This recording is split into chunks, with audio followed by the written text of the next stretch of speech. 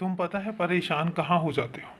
तुम परेशान हो जाते हो जब तुम आसपास कभी मंदिर आते हो और मेरे मंदिर आकर जब कभी तुम मेरे बच्चों से मिलते हो, उनसे मेरे बारे में बात करते हो और बात करने के बाद जब वो अनुभव अपना बताते हैं, मेरी लीलाएं जब वो बताते हैं कि वो कैसे जुड़े और जब वो ये बात बताते हैं कि वो क्या क्या करते हैं अब मेरे लिए, कैसे पूजा करते हैं, कैसे पाठ करते हैं और कैसे मेरे मंदिर तक आते हैं, तो उसके बाद तुम मायूस हो जाते हो, परेशान हो जाते हो और उस वक्त तुम्हें ये लगने लग जाता है कि जितना ज़्यादा वो मेरे लिए कर पा रहे हैं, जितने ज़्यादा मेरे बाकी बच्चे मेरी पूजा करते हैं, मेरा पाठ करते हैं, मेरा ध्यान करते हैं और मेरे लिए श्रद्धा और सबूरी रखते हैं, उस वक्त तुम्हें लगने लग जाता है कि तुम तो कुछ कर ही नहीं पा रहे हो। और इसके बाद तुम एक ऐसी नकारात्मक सोच में घुस जाते हो कि तुम्हें चीज़ें परेशान करने लग जाती हैं और तुम फिर अपने आप को मायूस कर लेते हो और बोझिल कर लेते हो। तुमसे मैं कितनी बार कह चुका हूँ, तुम्हारी पूजा, तुम्हारा पाठ, तुम्हारी तपस्या, तुम्हारी श्रद्धा और तुम्हारी सबूरी से मुझे कोई शिकायत नहीं है, मुझे कोई शिकवा नहीं है और मैं ये नहीं कह सकता हूँ कि तुम्हारा प्यार, तुम्हारा समर्पण गलत है या पर्याप्त नहीं है मेरे लिए।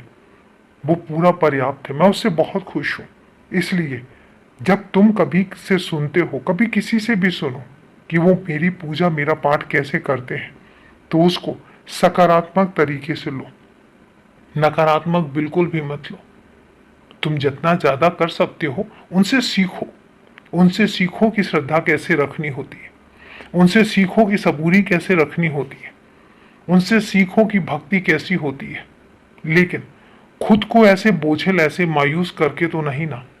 हमेशा याद रखना कि तुम जो कर रहे हो वो कम नहीं है, तुम जो कर रहे हो वो मेरे लिए पर्याप्त है। मैं उससे ज़्यादा तुमसे कुछ नहीं मांगता और तुम्हें तो पता भी नहीं है कि तुमने तो मुझे अपने घर का मुखिया बनाकर बिठाया हुआ है। बाकी मेरे बच्चे जो हैं, कुछ बच्चे ऐसे हैं जो मुझे भगवान की तरह पूजते हैं, कुछ बच्चे ऐसे हैं जो मुझे अपना बड़ा बुजुर्ग मानते हैं।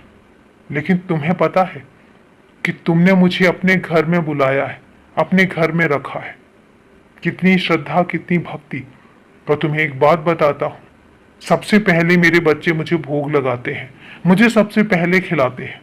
लेकिन तुम में खासियत पता है क्या है? तुम अपनी थाली में मुझे बुलाते हो, जब तुम खाने बैठते हो तब तुम मुझे बुलाते हो कि बाबा मेरे साथ आकर बैठकर खाओ। तुमने कितने अच्छे तरीके से मुझे अपने परिवार का सदस्य माना है और ये बात हर किसी में हो सकती है? नहीं हो सकती। और इसलिए खुद को छोटा आंकना बंद करो। तुम छोटे नहीं हो, तुम बहुत प्यारे हो और तुम बहुत बड़े हो मेरी नज़रों में। इसलिए मेरी नज़रों से देखो हमेशा। अब मायूस मत होना, खुश रहो, हमेशा खुश रहो।